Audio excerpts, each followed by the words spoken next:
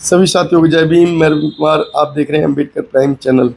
साथियों, अभी आनंद जी ने कुछ ऐसे शब्द कहे थे बीजेपी के लिए जो कि शोभनीय नहीं थे, जिसके लिए बहन जी ने उन्हें दंडित किया। क्या इस तरीके से दंडित करना उचित था? देखिए, बहुजन समाज पार्टी एक अनुशासित पार्टी है।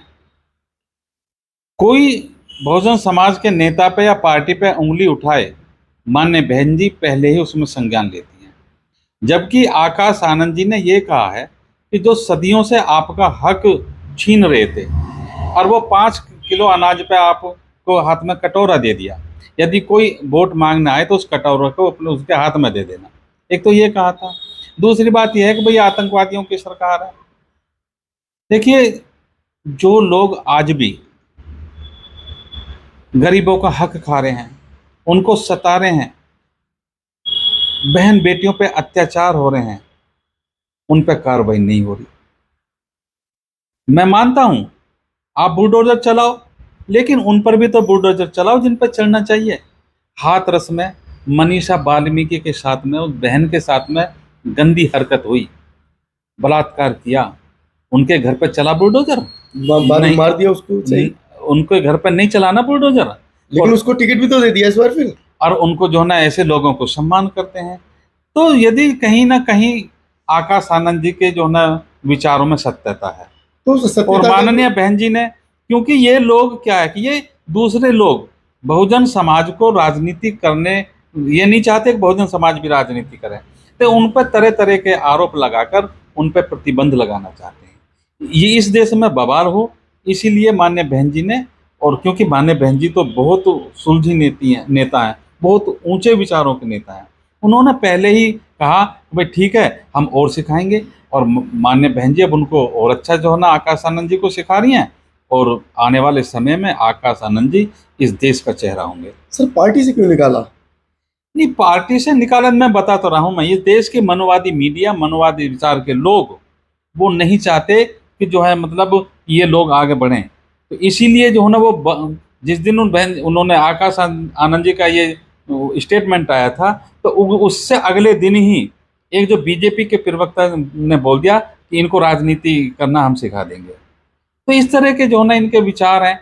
तो मैं समझता हूँ माननीय बहन जी ने कहीं ना कहीं अपनी तो बहन जी डर गई समझ थी क्या गए। उस बात को लेके? नहीं, डर गई नहीं। मैं यदि कोई अच्छा काम कर रहा था वो डर गया, और यदि कोई गुंडागर्दी दिखा रहा था वो दबंग है। सर, तो गुंडे को तो जो है गुंडागर्दी से सिखा सकते हैं ना? नहीं, ऐसा नहीं है। देखिए, बहुजन समाज की पार्टी की ये विचारधारा नहीं है। सर, बहुजन समाज पहले से पिटता रहा है, ठुकता रहा है, नहीं, बहुजन समाज दबाया जा रहा है। हाँ, बहुत ये मुद्दे की बात है। तो जब तक हम उनके सामने खड़े नहीं होंगे तब तक बहुजन कैसे सीखेगा? समाज पिट रहा है तो कहीं ना कहीं अपनी गलतियों से पिट रहा है।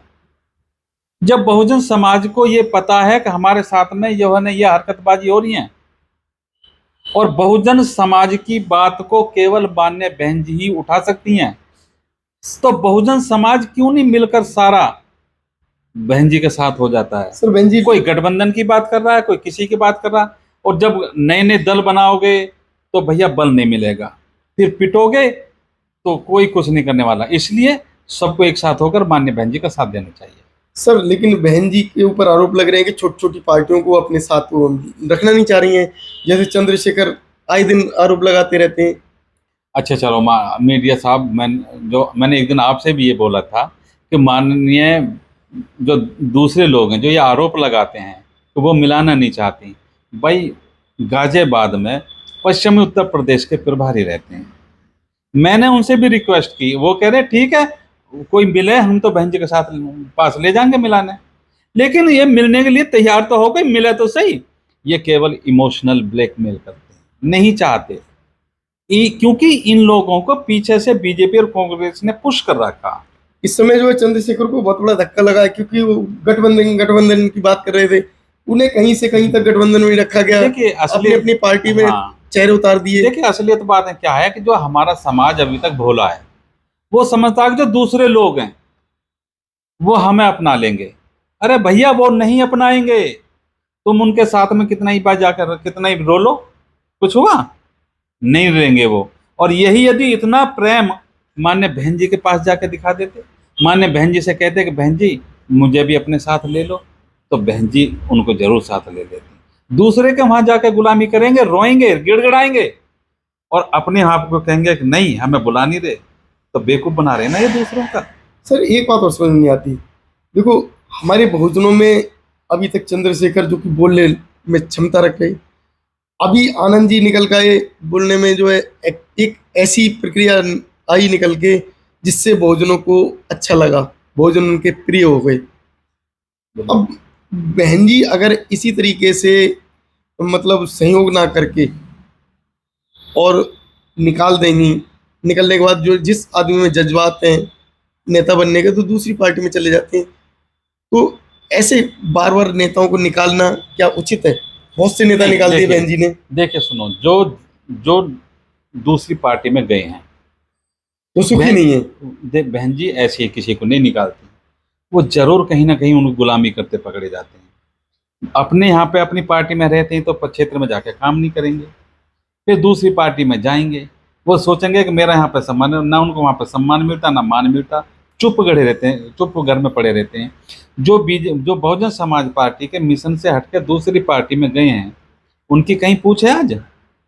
नहीं है, क्योंकि वो चाहते ही नहीं। अगर वो हमारे लोगों को सम्मान देते, अपनाते, तो बहुजन समाज पार्टी की तो जरूरत ही नहीं पड़ती। सर लेकिन बहन जी पद से हटा दें वो अच्छी बात है, लेकिन पार्टी से नहीं निकलना चाहिए, उन्हें निष्कासित नहीं करना चाहिए। नहीं देखिए सुनो, ऐसा नहीं है। वो ये तो बहन जी ये कहती है कि मैं तुम्हें जो ना, वो कहती है कि सीखो, वे ये कहती है कि जो ना मैं तुम्हें जो ना सिखाने को कहती है तो तुम दूसरी पार्टी में जाकर चमचागिरी करने लगो। कहा बहन जी ने किसी ने?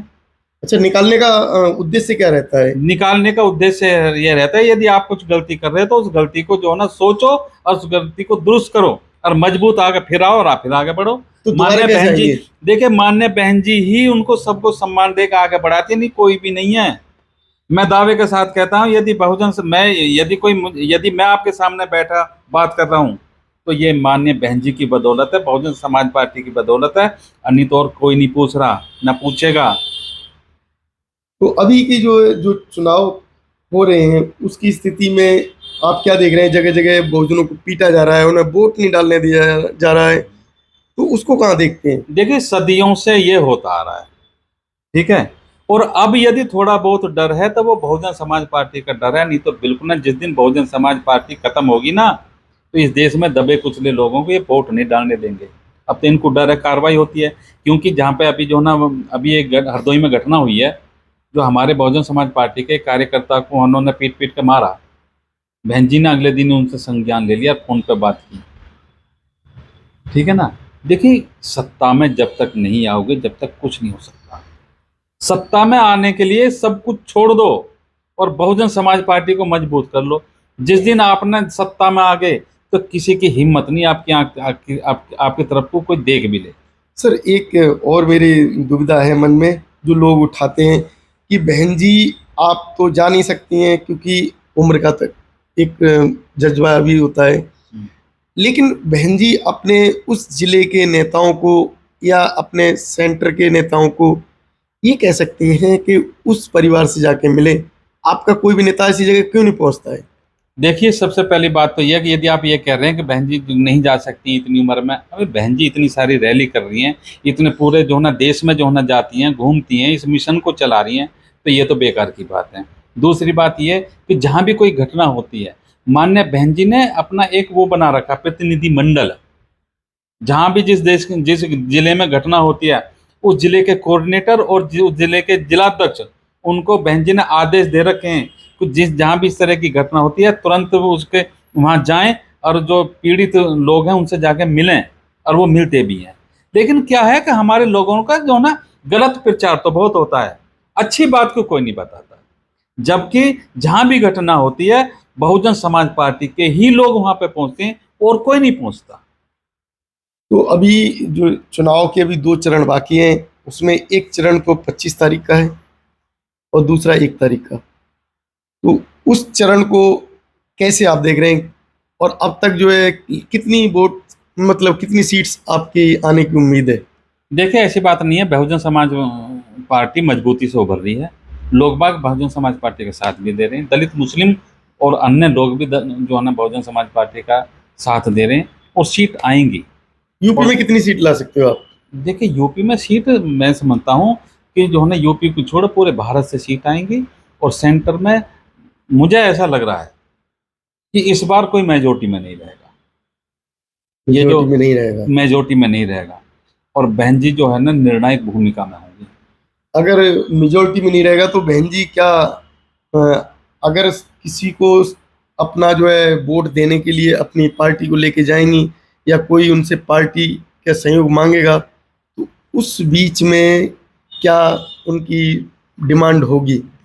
देखिए, इस बात को तो बहन जी बता सकती हैं, बहन जी जो हमारे नेता हैं वो क्या करेंगे वो तो वो जाने। लेकिन मैं इतना समझता हूँ कि देश के हित के लिए, दबे कुचले समाज के हित के लिए यदि बहन जी को किसी का समर्थन लेकर इस देश में सरकार बनानी पड़ी तो बहन जी इस काम को कर देंगी और दबे कुचले लोगों का सम्मान करके उनको उनका हक दिलाएंगे। साथियों, पूर्व कोऑर्डिनेटर मेरठ मंडल देवेंद्र वर्मा जी, जो कि इस पार्टी में बहुत बड़ी भूमिका निभाते हैं, क्योंकि 30 साल से ज़्यादा का समय इनके जीवन का इस पार्टी के लिए हो गया है और इन्होंने अपने शिक्षा के बाद जो भी सहयोग रहा इस पार्टी को किया। तो आप इनकी बात से कितने सहमत हैं और पार्टी को कहाँ तक देखते हैं, आप हमारे कमेंट बॉक्स में ज़रूर लिखें। इसी के साथ नमस्कार, जय भीम, जय भीम सर। जय हिंद।